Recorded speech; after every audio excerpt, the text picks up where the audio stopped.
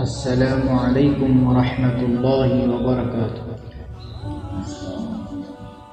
الحمد للہ وحدہ والصلاة والسلام علی من لا نبی بعدہ، اما بعد،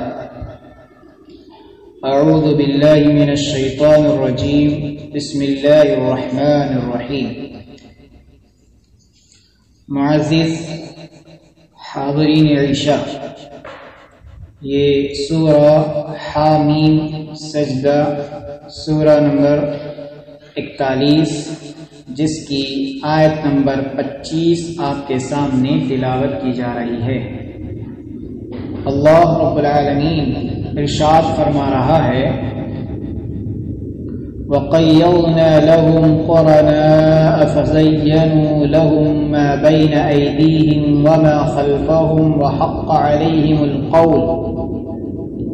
وحق عليهم القول في قد خلت من قبلهم من الجن والإنس إنهم كانوا خاسرين۔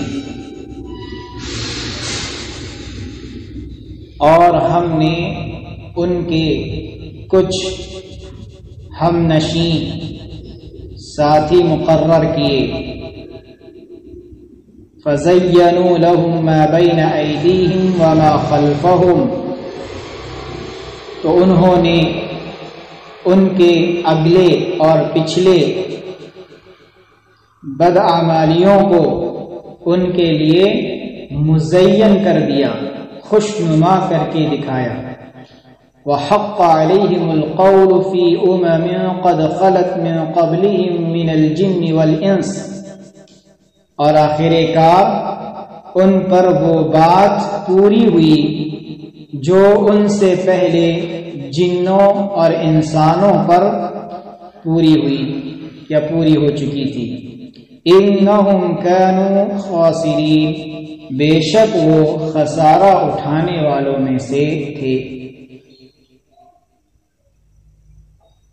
اس آیت کریمہ کے اندر اللہ رب العالمین نے سب سے پہلی بات جو بتائی وہ یہ کہ اللہ رب العالمین نے مشرکین کے لیے کچھ ہم نشین، کچھ ساتھی مقرر کیے۔ قرنا یہ جمع ہے قرین کا، جس کا معنی ہوتا ہے ہمسر، ساتھی، ہم نشین، اور یہ برے ساتھی کے معنی میں بولا جاتا ہے۔ جب کوئی اللہ کو بھول کر برائیوں میں مبتلا ہو جاتا ہے، بدعمالیوں میں ملوث ہو جاتا ہے، تو اس کے ساتھی بھی اسی کی طرح ہوتے ہیں اور اسے اس کے ہر بات پر شاباشی دیتے ہیں، واہ واہ کرتے ہیں، تعریفیں کرتے ہیں، کیونکہ جیسے مثال کے طور پر چوروں کو لیجئے یا ڈاکوؤں کو لیجئے، چوروں اور ڈاکوؤں کا آپس میں ایک دوسرے سے متعلق کیا معاملہ ہوتا ہے؟ ایک چور اپنے دوسرے ساتھیوں کو اپنی چوری کے قصے اور داستانیں سناتا ہے تو دوسرے اسے بڑے ہی دھیان سے سنتے ہیں اور اس کی بہادری اور اس کی چالاکی پر واہ واہ بھی کرتے ہیں، اسے شاباشی بھی دیتے ہیں اور اس کی تعریفیں بھی کرتے ہیں۔ اور اگر کوئی ڈاکو اپنی ڈکیتی کے قصے سنائے تو اسے بھی دھیان سے سنا جاتا ہے اور اس کی بہادری اور اس کی چالاکی جو ڈکیتی میں اس نے دکھائی ہے اس کی تعریف ہوتی ہے، اس پر اس کی واہوائی ہوتی ہے، اسے شاباشی ملتی ہے۔ لیکن وہ اس بات کو بھول جاتے ہیں، یہ بات ان کے خیال میں، ان کے ذہن میں نہیں آتی کہ جو چوری انہوں نے کی، جو ڈکیتی انہوں نے کی، اس سے کسی کا مال غصب ہوا ہے اور کسی کا مال غصب کرنا، ناحق طور پر ہتھیانا، یہ کبیرہ گناہ ہے۔ اس طرف ان کا دھیان نہیں جاتا۔ کیوں؟ چور ہیں، ساتھی بھی چور ہیں، ڈاکو ہیں، دوست بھی، ساتھی بھی ڈاکو ہیں، ان کا آپس میں کام ہی وہی ہے اور ایک دوسرے کی تعریف کرنا۔ تو جیسے ساتھی، اسی لیے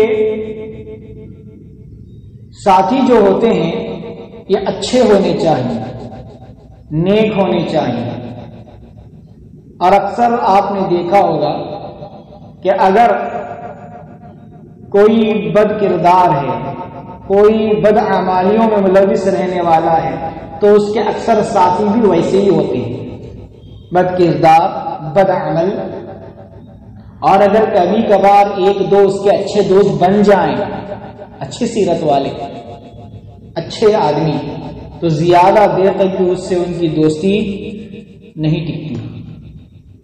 اور اکثر یہ بھی دیکھا گیا کہ جو اچھی سیرت والے ہوتے ہیں، اچھے اعمال کرنے والے ہوتے ہیں، نیک سیرت ہوتے ہیں، ان کی دوستیاں بھی اچھوں ہی کے ساتھ ہوتی ہیں۔ اور اگر کبھی ان کے دوستیوں میں اگر کوئی برے اعمال کرنے والا، بد عملی کرنے والا اگر آ جاتا ہے تو اس سے بھی اس کی دوستی لمبی نہیں چلتی۔ اگر کوئی اچھا ہے تو اس کی اچھائی کی دو صورتیں ہیں۔ ایک، اپنی اچھائی سے اگر کوئی برا اس کا دوست ہے اسے اچھا بنا دے، یا اس سے الگ ہو جائے، اور دونوں صورتیں اگر اختیار نہیں کرتا تو پھر اس کی اچھائی کا کوئی معنی نہیں رہ جاتا ہے۔ اور شریعت اسلامیہ میں بھی آپ دیکھیں، اچھے دوستی کرنے یا اچھوں کو دوست بنانے کی طرف ترغیب دلائی گئی ہے۔ اللہ کے نبی صلی اللہ علیہ وسلم نے ایک مثال دی، بہترین مثال مشہور ہے، عطر والے کی اور بھٹی پھونکنے والے کی۔ اللہ کے نبی نے کہا کہ اچھے دوست کی مثال کیسی ہے؟ عطر بیچنے والے کی طرح ہے۔ اگر آپ عطر بیچنے والے سے دوستی کرتے ہیں تو آپ کو بدلے میں اس کے پاس جو اچھائی ہے وہی آپ کو ملے گی، کچھ خوشبو آپ کو مل جائے گی۔ اور اگر آپ بری دوستی کرتے ہیں تو بری دوستی کی مثال اللہ کے نبی نے فرمایا بھٹی پھونکنے والے، اس کے پاس جو ہے وہی آپ کو ملے گا، پسینے کی بدبو، دھول، چنگاریاں۔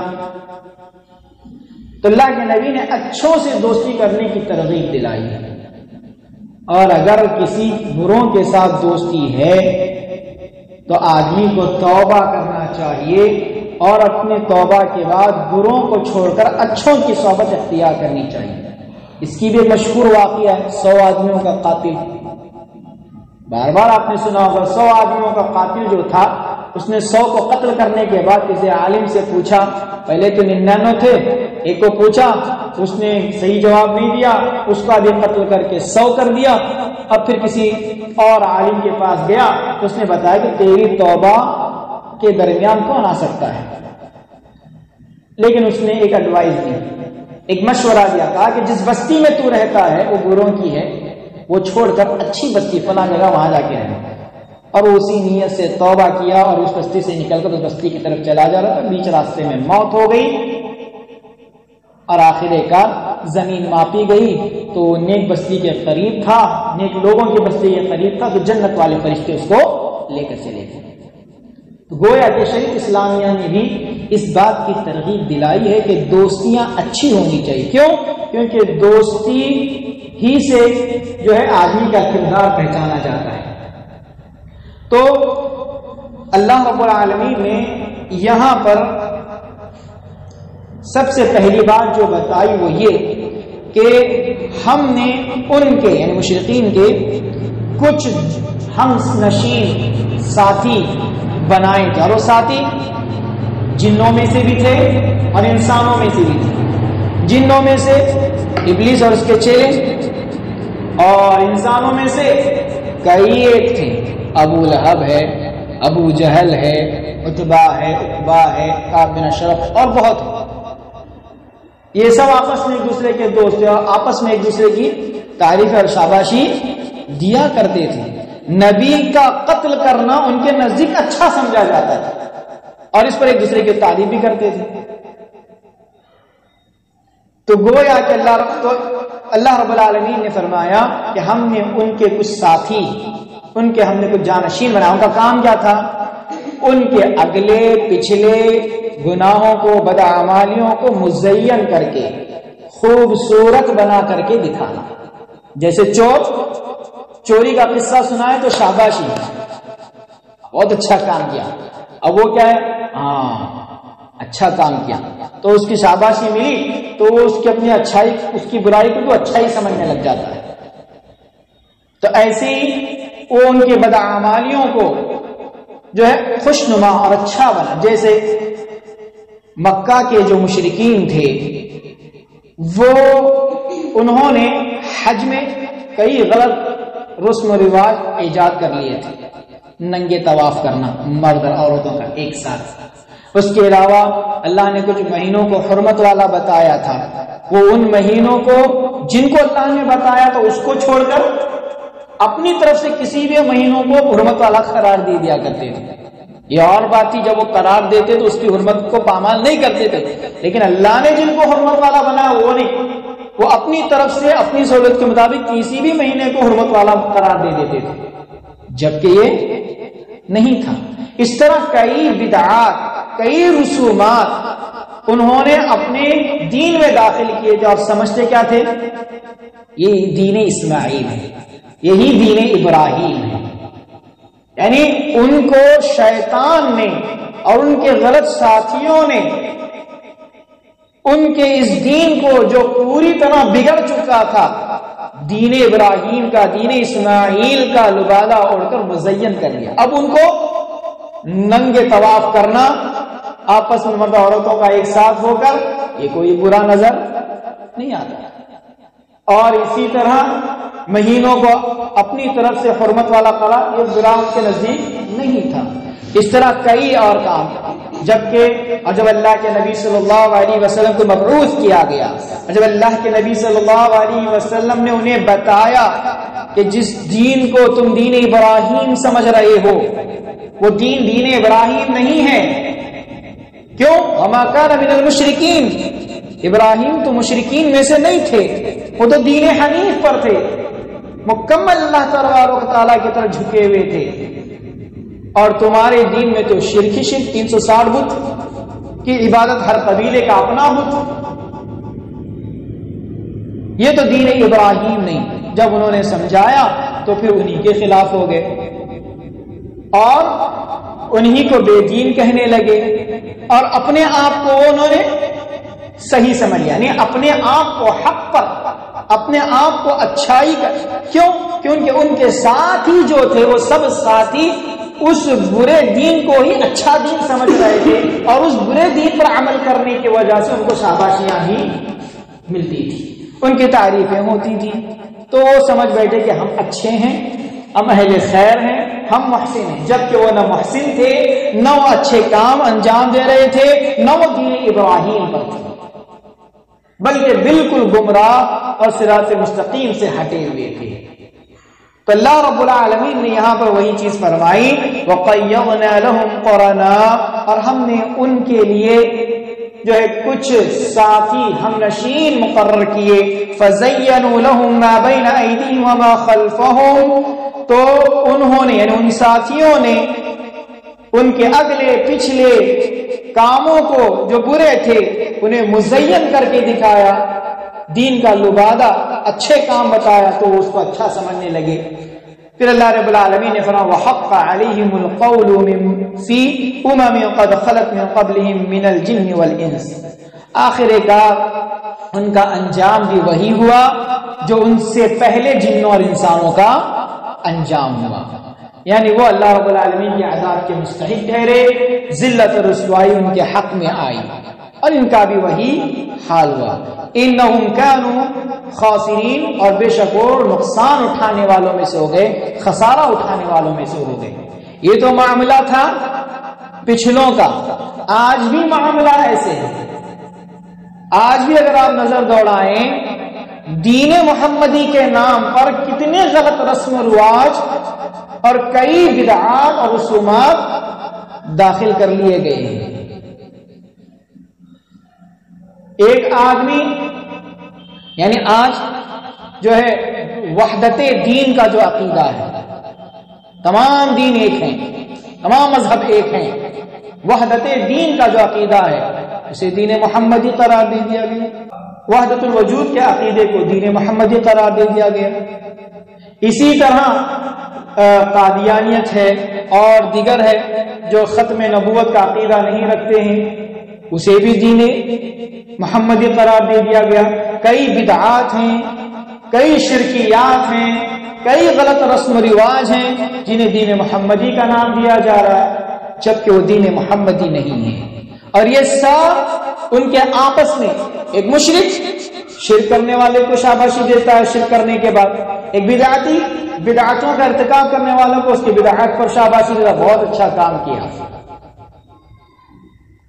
تو گویا کہ اس آیت کریمہ میں یہ بات بتائی گئی کہ کسی بھی شخص کے ساتھی جو ہوتے ہیں وہ اچھے ہوں تو انسان کو اچھائیوں کی طرف لے جاتے ہیں، اگر وہ برے ہوں تو برائیوں کی طرف ان کو لے جاتے ہیں۔ اسی لیے شیخ اسلامیہ نے ہمیں اس بات کی ترغیب دلائی کہ دوست اچھے ہونے چاہیے، ساتھی اچھے ہونے چاہیے، اور سب سے بہترین ساتھی اللہ کے رسول ہیں، اللہ کے رسول کی تعلیمات ہیں اور آپ کے صحابہ ہیں۔ ہمیں چاہیے کہ اگر ہم خسارے سے بچنا چاہتے ہیں، جس طرح پچھلوں کا خسارہ ہوا ہمارا نہ ہو، تو ہمیں چاہیے کہ ہم اللہ کو دوست رکھیں، اللہ کے نبی کو دوست رکھیں، آپ کے صحابہ مومنین کو دوست رکھیں اور انہی کے طریقے پر اپنی زندگی بسر کریں۔ اللہ رب العالمین ہمیں اس آیت کریمہ کو سمجھنے کی توفیق عطا فرمائے۔ اللہ رب العالمین جن و شیاطین میں سے جو برے ساتھی ہیں ان کے شر سے ہمیں محفوظ رکھے۔